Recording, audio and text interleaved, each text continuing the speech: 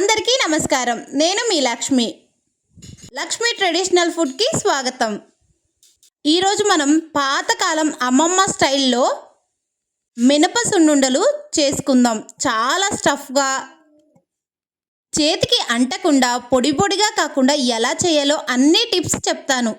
చిన్న పిల్లలకి చాలా హెల్దీ, ప్రోటీన్ రిచ్ ఎక్కువగా ఉంటుంది ఈ సున్నుండల్లో. ప్రాసెస్ మొదలు పెడదామా? ఫస్ట్గా మినప గుండ్లు కానీ, పొట్టు తీయని మినపప్పు కానీ రాళ్ళు లేకుండా చెరుక్కొని ఒక కళాయి పెట్టి నూనె, నెయ్యి ఇలాంటివి ఏమీ వేయకుండా కలర్ చేంజ్ చేసే వరకు వేయించుకోవాలి. మంట హైలో పెట్టకూడదండి, సిమ్లోనే పెట్టుకోవాలి. అప్పుడే కలర్ అనేది ఈ రంగులోకి వస్తే సరిపోతుంది. వేగాయా లేదా అనేది మనం చెక్ చేసుకోవాలంటే దగ్గరలో ఒక గుండ్రాయి కానీ రోకలి కానీ ఉంటే అట్లా దంచితే తెలుస్తుంది. వేగిన తర్వాత ఒక మిక్సీ జార్ తీసుకొని అవన్నీ మిక్సీ పట్టుకోవాలి. లేదు మేము ఎక్కువ మోతాదులో చేసుకుంటున్నామంటే పిండి మరక తీసుకెళ్ళినా సరిపోతుందండి. పాతకాలంలో అయితే తిరగలి ఉంటుంది, ఆ తిరగల్లో వేసేవాళ్ళు. కొంచెం సాల్ట్ వేయడం వల్ల తీపి అనేది కరెక్ట్గా సరిపోతుంది. అందుకని నేను కొంచెం సాల్ట్ యాడ్ చేస్తున్నాను. మంచి ఫ్లేవర్ కోసం 3 యాలకులు యాడ్ చేసుకుంటున్నాను. ఇదంతా మిక్సీ పట్టుకోవాలి.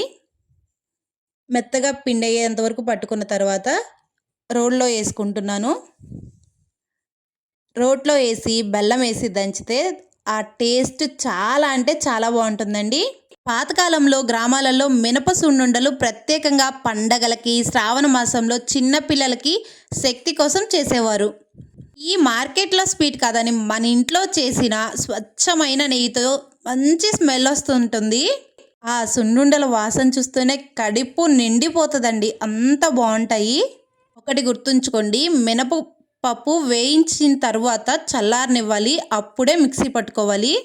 బెల్లం వేసిన తర్వాత దవదవా దంచకూడదండి, చిన్నగా దంచడం వల్ల అది చిందకుండా ఉంటుంది. ఈ మినప సున్నుండలు వాడడం వల్ల ఐరన్ ఎక్కువగా ఉంటుంది. ముఖ్యంగా ఆడపిల్లలకు, ప్రెగ్నెంట్ లేడీస్లకి చాలా మంచిగా ఉపయోగపడుతుందండి. ఎముకలకి మంచి బలాన్ని ఇస్తుంది.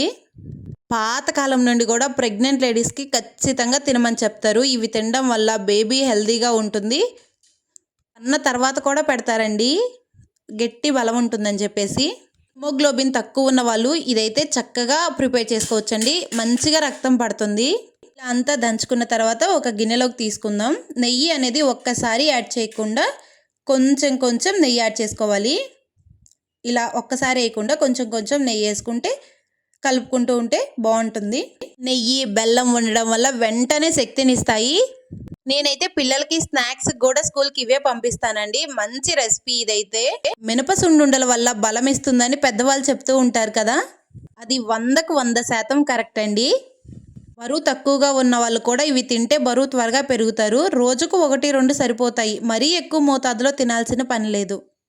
ఇది కేవలం స్వీట్ కాదండి, మన ఇంటి పాతకాల హెల్దీ ఫుడ్. నెయ్యి వేసిన తర్వాత అలా కలపాలి. ఏమన్నా చిన్న చిన్న ఉండల్లాగింటి ఉన్నా కానీ అవి పోతాయి. మనకు కావాల్సిన సైజులో ఇట్లా ఉండలు చేసుకోవడమేను. నేను మా అమ్మమ్మ అయితే చాలా చక్కగా ప్రిపేర్ చేశాము. ఈ వీడియో మీకు నచ్చినట్టయితే లైక్ చేయండి, సబ్స్క్రైబ్ చేయండి, బెల్ ఐకాన్ యాక్టివేట్ చేయండి. మీకు ఏమేమి వీడియోలు కావాలో కామెంట్ సెక్షన్లో కామెంట్ చేయండి. సున్నుండలు ఎలా వచ్చాయో మా అమ్మమ్మ మాటల్లోనే మీరు విందురు రండి. సున్నుండలు చాలా అంటే చాలా బాగున్నాయండి, చాలా బాగున్నాయి. మీరు కూడా తప్పకుండా ట్రై చేయండి. వీడియో నచ్చినట్టయితే లైక్ చేయండి, మా ఛానల్ని సబ్స్క్రైబ్ చేసుకోండి.